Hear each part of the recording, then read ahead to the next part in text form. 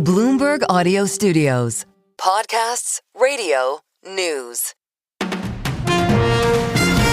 This is Bloomberg Daybreak Weekend, our global look at the top stories in the coming week from our Daybreak anchors all around the world. Straight ahead on the program, we'll look to U.S. non-farm payrolls for November and earnings from sneaker giant Nike. I'm Nathan Hager in Washington. I'm Caroline Hepker here in London, where we discuss Europe's business and political challenges in the face of U.S. criticism. I'm Doug Krisner, looking at the likelihood of a rate increase from the Bank of Japan. That's all straight ahead on Bloomberg Daybreak Weekend. On Bloomberg 1130 New York, Bloomberg 99.1 Washington, D.C., Bloomberg 92.9 Boston, DAB Digital Radio London, Sirius XM 121, and around the world on BloombergRadio.com and the Bloomberg Business app.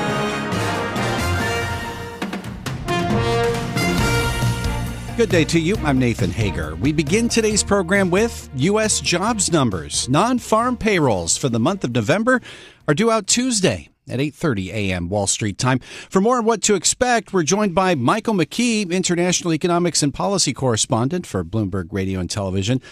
First off, Mike, I don't really remember having a Jobs Tuesday before. The government shutdown's really changed things, hasn't it? It really has. Somebody said the other day, given the schedule for the releasing all the data that we didn't get before, that it's soon going to be 2026, except at the Bureau of Labor Statistics, where it'll still be 2025 for quite some time. So what are we expecting with the numbers due out this coming Tuesday on a delayed schedule then? Well, to be totally honest, we're expecting a lot of confusion because what they're doing is trying to put out as much of the October report in terms of the establishment survey, where they count how many jobs, as they can, but they don't have complete data.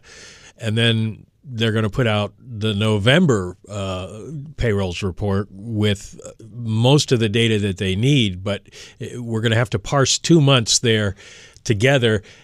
And some of it the data won't even be there. So we're going to have to take it with a bit of a grain of salt, but it will give us a better view of sort of where we are right now. The biggest issue is going to come on the other side, the household survey, which gives us the unemployment rate, because there's no data for October. Wow. So they got to jump right into November, and they didn't get started questioning people until the end of November, which creates some statistical anomalies that are probably too nerdy to talk about, but it's going to be a rough report to make a lot out of. Okay, so since we have those holes in the household survey, even with the November numbers coming out, does that raise some questions in the market about the reliability even of the November data?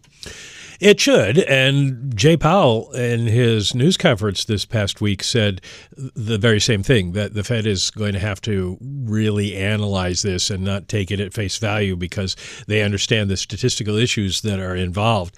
Now, the good thing is for the Fed, they don't meet again until January 28th. And so therefore, they will have the December numbers, which will be a complete report, at least, to go on before they have to make another decision. But we will get more information than we have had. And in certain categories of jobs, we'll get good information because a lot of that stuff comes in electronically, wasn't affected by the government shutdown.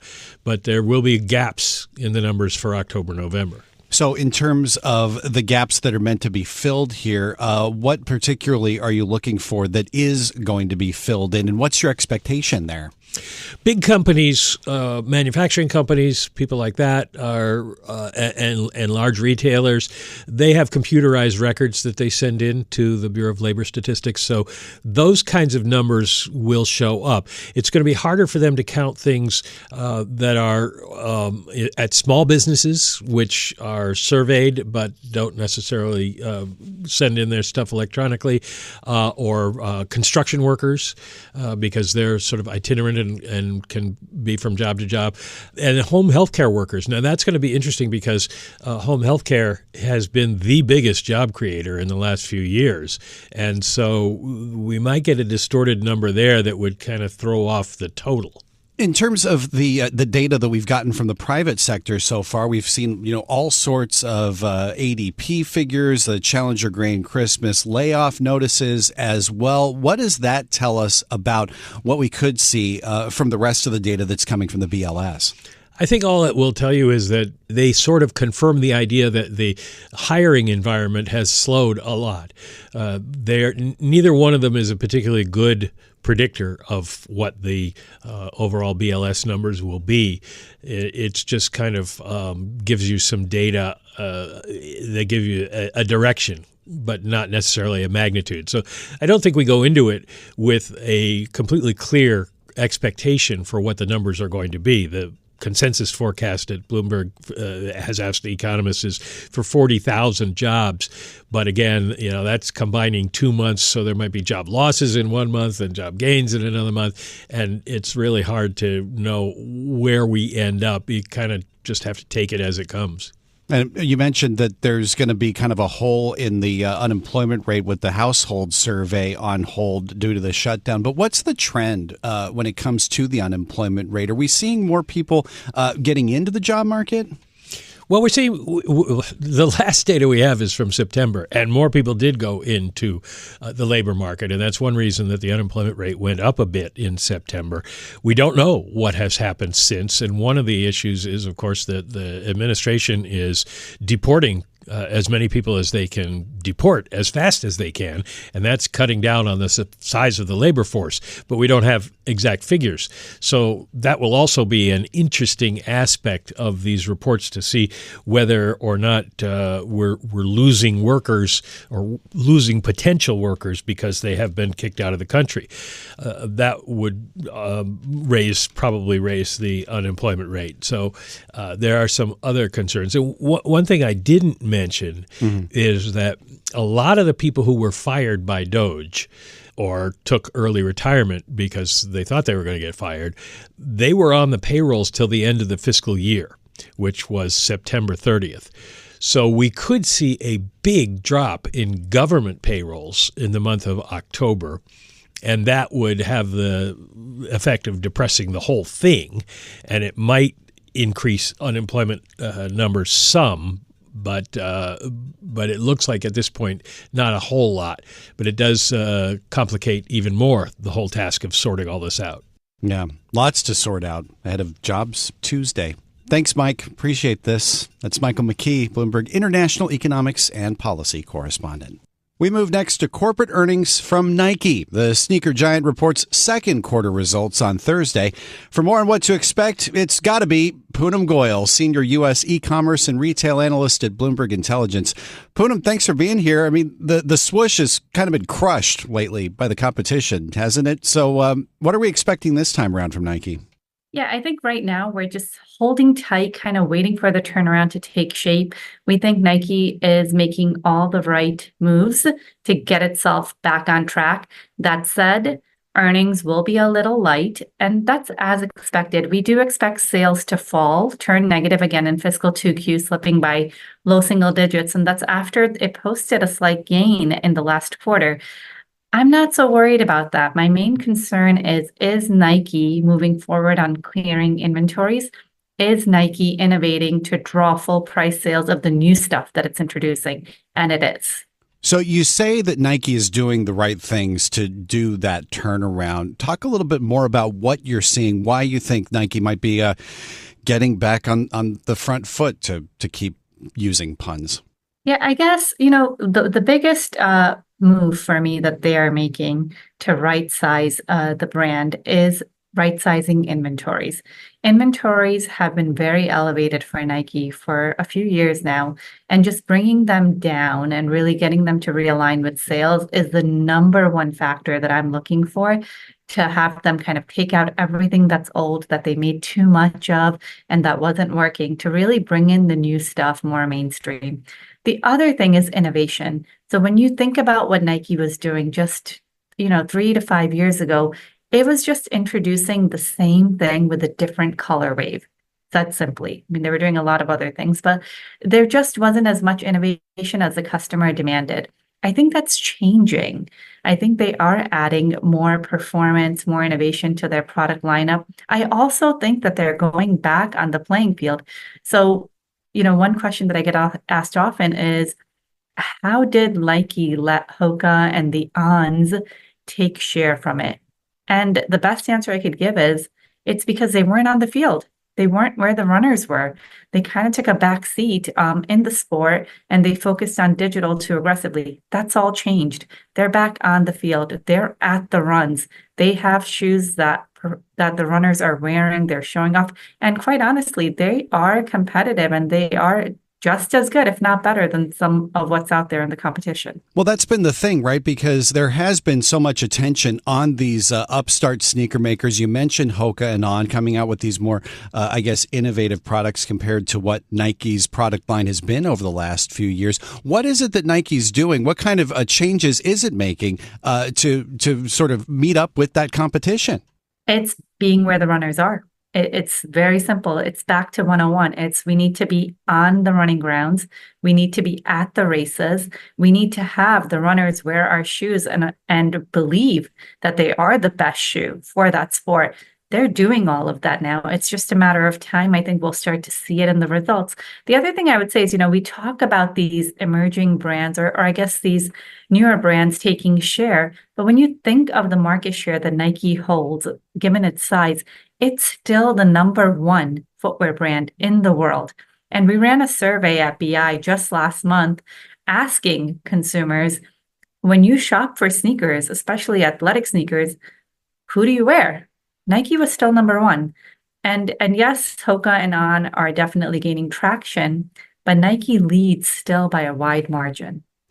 Is Nike putting out the kind of product that sneakerheads are still willing to pay top dollar for? I know, some of these models can really drive into pretty high price points. Is that something that Nike is able to meet?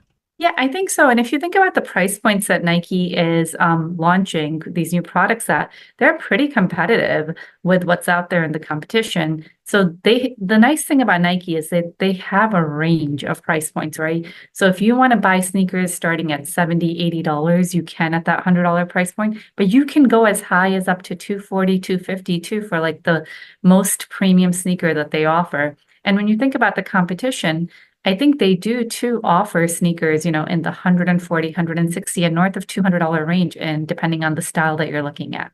Really appreciate this, Poonam. Thanks again for being with us. That's Poonam Goyal, Senior U.S. E-commerce and Retail Analyst at Bloomberg Intelligence. And coming up on Bloomberg Daybreak Weekend, we'll look at Europe's business and political challenges in the face of U.S. criticism. I'm Nathan Hager, and this is Bloomberg.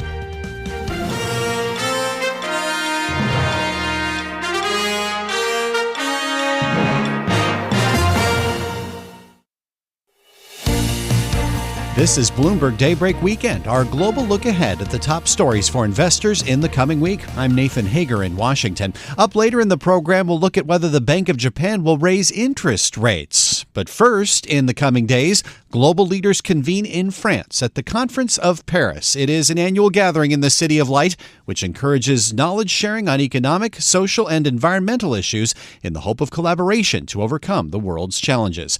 Meanwhile, political leaders are gearing up for the European Council meetings where priorities will be on Ukraine and its security. For more, let's go to London and bring in Bloomberg Daybreak Europe anchor Caroline Hepker.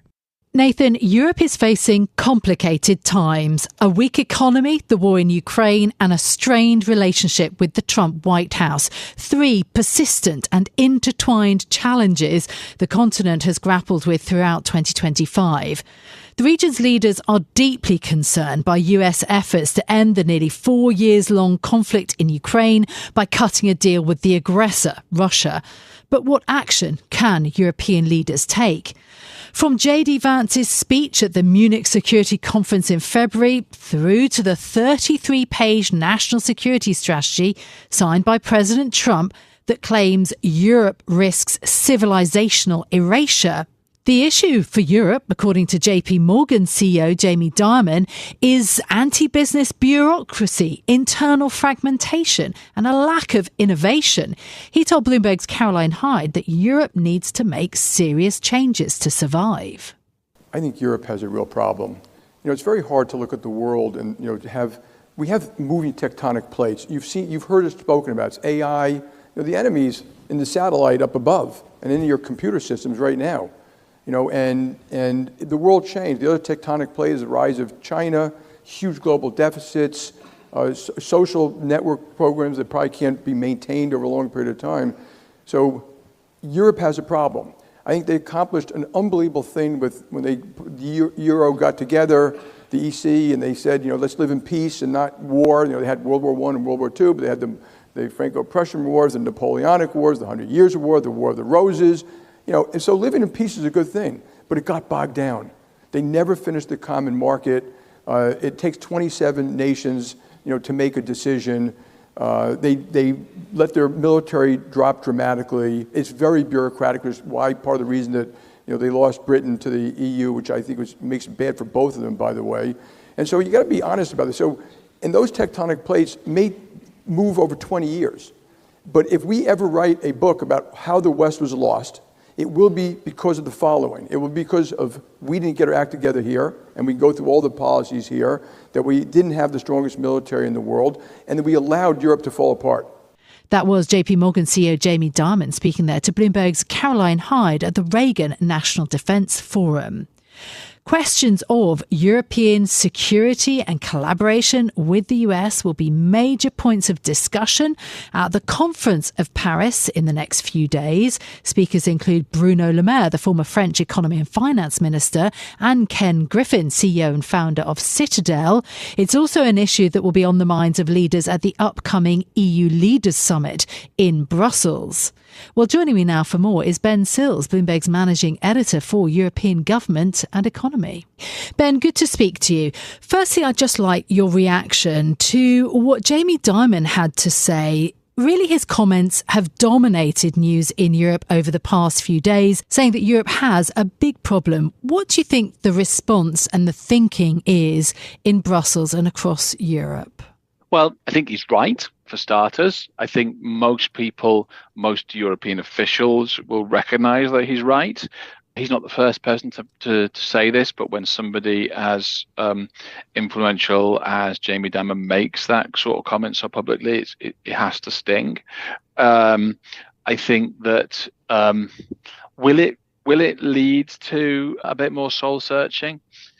I'm not really sure, to be honest. I think like the Draghi report last year was arguably a more substantial and more kind of conspicuous call to arms for European officials, and the progress on the back of that has been limited, and the progress on so many of the critical files for the European Union has continued to be kind of plagued by the same old problems of the need for consensus, the divisions over the sort of kind of vision of the sort of European economy that people want to build, and that just kind of constantly holds the European Union back. Do you think that it is something that European leaders are going to think about at this EU Council meeting or at the Conference of Paris, where we're going to see, again, a number of leading US CEOs speaking to Bloomberg, speaking to the investor community?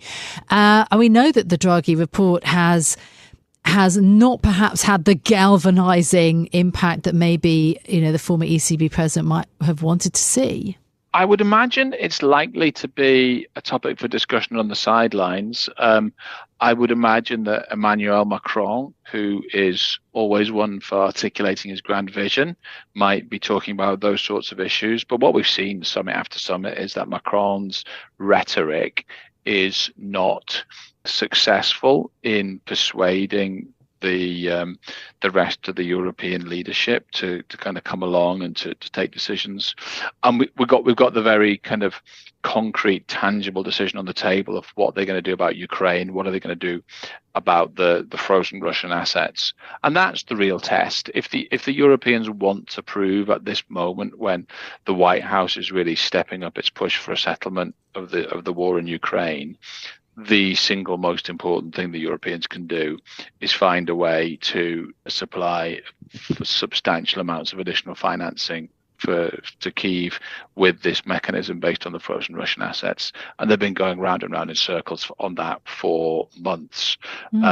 So now it's really time for them to deliver on that one. And that, again, is the issue that President Trump raised also just in the past few days, criticising the talk, the lack of action as he sees it. Also, again, using this very strong, very critical language about Europe. It really does seem that the Trump White House has the EU in its sights. And he's talking about European nations decaying. This also must have an impact on leaders in Europe too. I mean, I just note that the former EU diplomat Joseph Borrell saying European leaders must stop pretending that Trump is not our adversary. Are we at that point yet? The Trump administration, I mean, their rhetoric flips back and forth a little bit, but we heard I was at the Munich Security Conference in February where J.D. Vance delivered that really shocking speech attacking the European Union, attacking the kind of the democratic norms on which European societies are based. And it was pretty clear then that any support, any kind of legacy support that the Europeans were going to be getting from the US was going to be kind of limited, qualified, and certainly not something that you could count on. And we've seen that come back with a vengeance with the US national security strategy, which came out last week with that really quite shocking language about civilizational erasure. And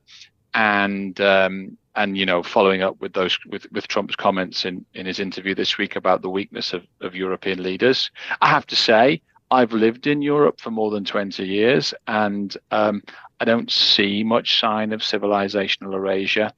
But I do think he's right when he says that the European leaders are weak, and I think that they've been demonstrating that with their failure to muster proper support for Ukraine, despite all of their talk. Yes, I suppose, you know, to that raises issues around migration, anti-immigration within Europe, but also, as you say, the litmus test is Ukraine.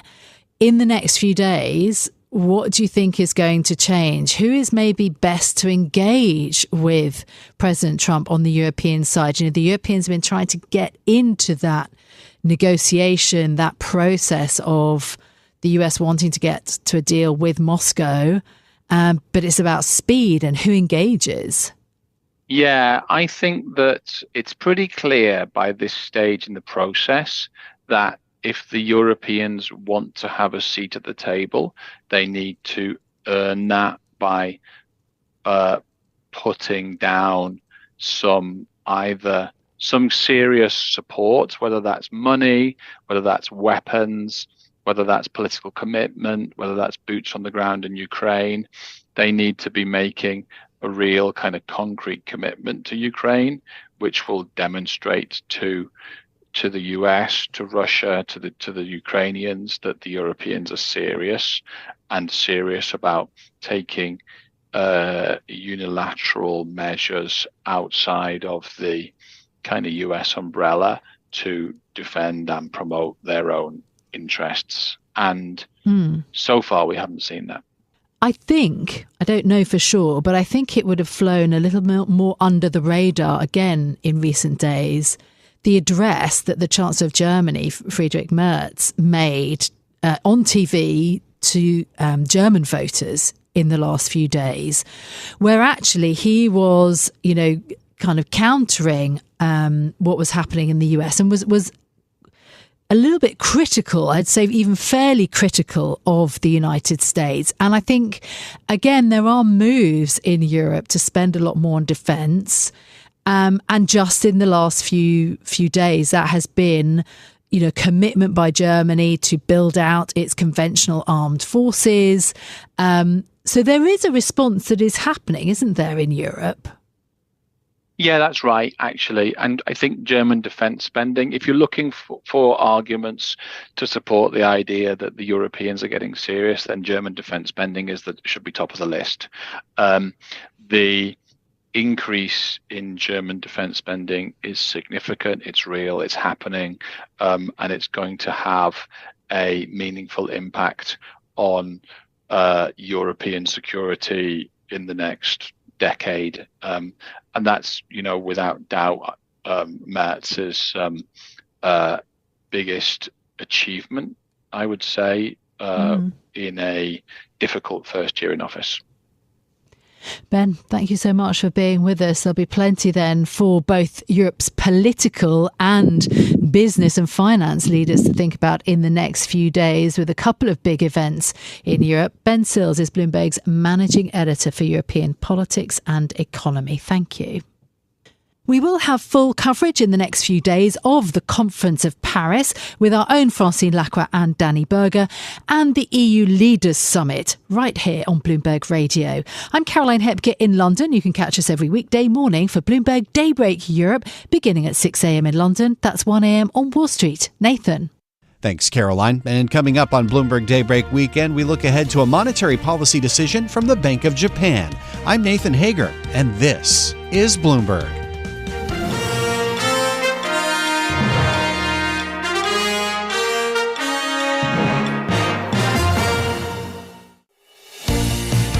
This is Bloomberg Daybreak Weekend, our global look ahead at the top stories for investors in the coming week. I'm Nathan Hager in Washington. In the coming days, the Bank of Japan is expected to raise its policy interest rate. For a closer look, let's bring in the host of the Daybreak Asia podcast, Doug Krisner. Nathan, over the last month, we have seen more bets placed on a BOJ rate hike in the coming week. Right now, the swaps market has assigned a 91% probability of a 25 basis point increase. Now, if that comes to pass, it would take the BOJ's policy rate to 75 basis points, and that would be a 30-year high. Just a month ago, the probability of a rate hike was less than 50%. Let's take a closer look now at the dynamics surrounding the BOJ's decision with Bloomberg's Paul Jackson. Paul covers the economies of Japan and South Korea, and he joins us from our studios in Tokyo. Thank you for making time. Can you help me understand how we got to a 91% probability when a short while ago the probability was less than 50%? Well, it all relates really to a speech at the beginning of December by Bank of Japan Governor Kazuo Ueda, in which he said the central bank would consider the pros and cons of raising interest rates at its next meeting. Now, that is seen as key language hinting at a rate hike. Subsequently, Bloomberg reported that key government officials would not try to block a rate hike. And also, separately, we reported that officials at the bank were ready to raise the rate. And so that has had a dramatic effect on expectations for a rate hike at the upcoming meeting. Is there any conversation around the possibility that the BOJ may have fallen a bit behind the curve? Absolutely. Obviously, we've seen comments from American officials, including Scott Bessent, about the risk of falling behind and whether the BOJ is acting fast enough. We have inflation at 3%. I don't know about you, Doug, but to me that seems to be higher than the Bank of Japan's 2% target. And you know what? It's been there for more than 3.5 years. So in terms of conventional policy making, you would want to raise rates to cool inflation.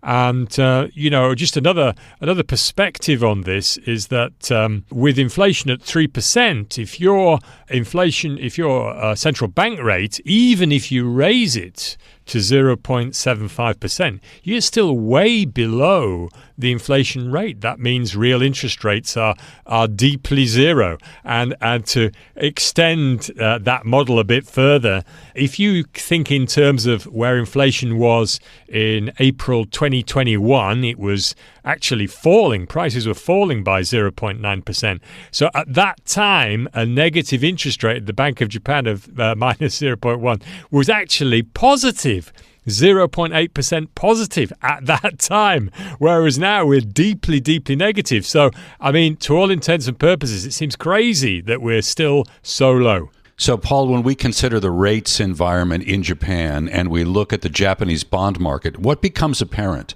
Well, I think in the bond market, among investors, there are concerns on the one hand about how much spending Sanae Takaichi's government is going to conduct. We've seen this hefty economic package unveiled last month, and there could be more spending down the line. So that raises some concerns about what's going to happen with bond issuance and so on. Also, I mean, if interest rates at the shorter end are going to be going up, then that's going to affect things across the curve. When you think about it, I mean, just getting back to the earlier point, if inflation is at a much higher level, then interest rates also naturally would be expected to go up. What do we know about the path of rate increases in the new year? Might we see any? I'm wondering if Governor Ueda has dropped any hints. What do we know? Well, I think this is going to be the key point of interest at this meeting, given that the rate increase is largely expected by everyone. So what is Mr. Ueda going to say about the future course? I mean, I think he's going to stick to some formulaic language on if our outlook is realized, we will continue to raise interest rates. But the key point is how fast are they going to do that and how far will they go? And I think before we had Donald Trump's tariffs, before Takaichi took over as prime minister, the understanding was that the Bank of Japan wanted to raise interest rates at a pace of about every 6 months, once every 6 months. And then with those tariffs and the arrival of Takaichi as prime minister, that understanding kind of changed to, maybe it's more like once a year. Now, I think that's what investors are going to be looking at this meeting. Which one is it? Is it once every 6 months or once every year? We know the Japanese economy has struggled a bit in the face of those U.S. tariffs. Is there the sense now that Japan, by and large, has been able to absorb the initial shock without too much difficulty? Well, the latest GDP figures showed a contraction of 2.3% in the third quarter, so that's not a great number. Part of that was a tariff effect, but that was kind of reflected a pulling back of exports over the summer after some front-loading ahead of what people were fearing would come from the tariff barrage from Donald Trump. So I think the takeaway is, okay, bad GDP figures for the summer, but we're probably going to return to growth now. And the hit from the tariffs is, surprisingly mild compared from what expectations were in the darkest moments earlier this year. So when you say growth, is that based on the notion that Prime Minister Takaichi is going to deliver the sort of stimulus to reinvigorate the economy in a meaningful way?